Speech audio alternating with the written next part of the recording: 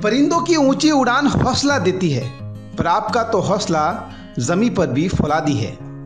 आवाज उनकी यही कहती है। पंचायत पुराण के स्पेशल एपिसोड ऑफिसर पुराण में हमारी खास मुलाकात हुई RPS officer doctor Hemant Jakhar से, जिनका मानना है कि वो अपना हर काम बड़ी शिद्दत से करते हैं। ऐसे में राजस्थान पुलिस के स्लोगन अपराधियों में भय और आमजन में विश्वास के अर्थ को सकारात्मकता से सिद्ध करना भी आपकी प्राथमिकता है। पाली के सोचित सर्किल ऑफिसर पद पर अपनी सेवाएं दे रहे आरपीएस ऑफिसर डॉक्टर जाखड़ ने कहा कि सीनियर ऑफिसर्स के निर्देशों की पालना में टीम वर्क के साथ काम करना उन्हें अच्छा लगता है, क्योंकि मजबूत चैन तैयार करने के लिए हर कड़ी का मजबूत होना बेहद जरूरी होता है। डॉक्टर जाखड़ ने कहा कि एसपी राहुल कोटुकी की जो प्राथमिकताएं हैं अपराधों को रोकने की, उन्हें हम हमेशा मिशन के रूप में लेते हैं। कोरोना महामारी को लेकर भी डॉक्टर जाखड़ ने बताया कि सोजित सर्किल में पुलिस जवान मुस्तैद है और मैं स्वयं भी जनता को कोरोना से बचने के उपाय बताता रहता हूं। कोरोना काल को लेकर आमजन को विशेष संदेश देते हुए डॉक्टर जाखड़ ने कहा कि कोरोना से अभी हमें और भी लड़ना है, इसलिए अगर हर व्यक्ति स्वयं की और अपने परिवार की हिफाजत कर दे तो कोरोना स्वतः ही खत्म हो जाएगा। वहीं पुलिस मित्रों की सराहना करते हुए कहा कि पुलिस मित्र पुलिस के जवानों के साथ कंधे से कंधा मिलाकर काम कर रहे हैं, जो एक सकारात्मक पहल है।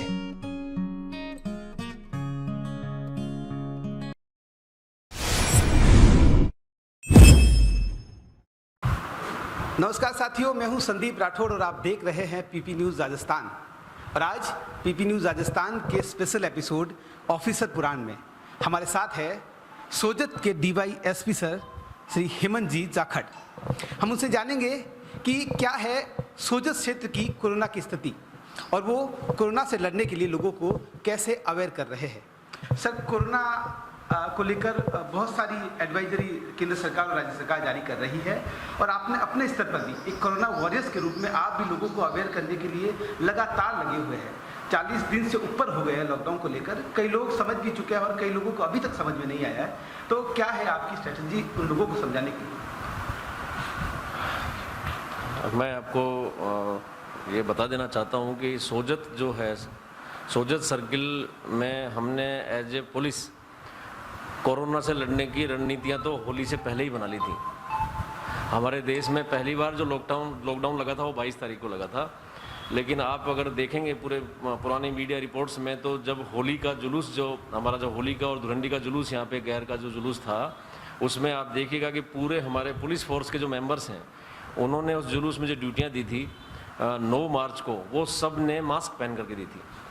तो हम तो पूरे एडवांस में उन चीज़ों को चलते हुए तब से अवेयर कर रहे हैं और उन्हीं को देख करके ये जो गैर होली के जुलूस और जो कार्यक्रम यहाँ सोजत में हुए थे धार्मिक, उसमें कम से कम गैदरिंग रही थी। हमने लोगों को तभी भी समझाया था और यहाँ के लोग इतने समझदार हैं, वो उस चीज़ को उन्होंने समझा भी था और उसी की बदौलत है कि अभी तक यहाँ बड़े बड़े कस्बों में किसी तरह की कोई समस्या आई नहीं है। अभी हमारे 2 कोरोना पॉजिटिव मिले हैं, जिनमें से एक तो नेगेटिव आ गया हरियाणा का। तो हरियाणा में जो महिला कोरोना पॉजिटिव आई थी वो जोधपुर से आई थी और उस दूसरे जो आए वो बॉम्बे से आए अभी मई में। तो अभी 40 दिन तक हमारे यहाँ पे कोई कोरोना पॉजिटिव नहीं मिला। तो वो यहाँ के लोगों के सहयोग की बदौलत ही था। हमने उनको कन्विंस किया, उनको समझाया कि अभी इसका कोई वैक्सीन या कोई दवाई नहीं है। सबसे बेहतर दवाई ये है कि हम सोशल डिस्टेंसिंग में रहें, साफ़ सफाई से रहें, बाहर भीतर निकले नहीं, सामाजिक आयोजनों से बचें, धार्मिक आयोजनों से बचें। उसमें यहाँ के लोगों ने हमारा पूरा सहयोग किया। इसके लिए हमारी पुलिस टीम दिन रात काम करती है, लोगों को समझाती है, लोग मानते हैं। जो कुछ एक लोग नहीं मानते उनके खिलाफ हम कानूनी कार्रवाई भी करते हैं। कोरोना को लेकर ही हम बात करेंगे। 40 दिन से ज़्यादा हो गया है, लोगों को हम समझा भी रहे हैं और लोग समझ भी रहे हैं, इस बात को हम मानते हैं और आगे भी लॉकडाउन की स्थितियाँ क्या होती है वो समय बताएगा।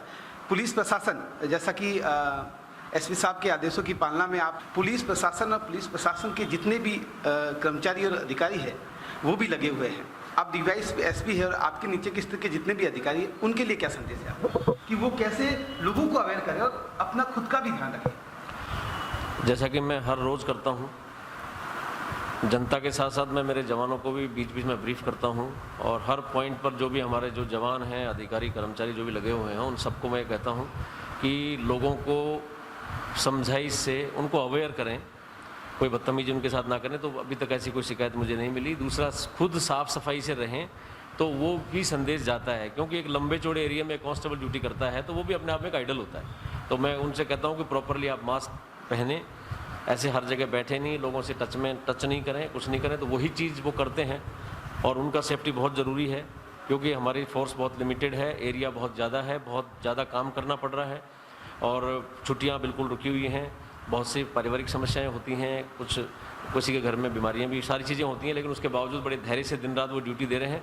इसलिए उनका भी मनोबल हम ऊँचा रखने के लिए बीच बीच में उनसे बातें करते हैं और छोटे मोटे कार्यक्रम्स भी करते हैं। जैसे किसी का जन्मदिन होता है या कोई एनिवर्सरीज होती हैं तो हम उनको उसमें पूरा उनको बड़ा अप्रिशिएट करते हैं, शुभकामनाएं देते हैं, उनको अच्छा लगता है और उनको ऐसा महसूस होता है कि अभी हम लगातार घर से दूर हैं, तो यही पुलिस परिवार ही हमारा घर है।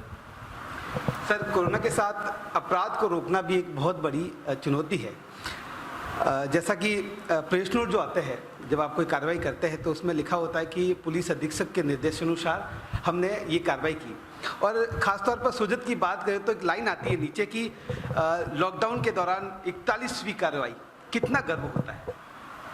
ये सब हमारे रूट जो हमारी पुलिस की वो है कांस्टेबल की मेहनत का ही फल होता है।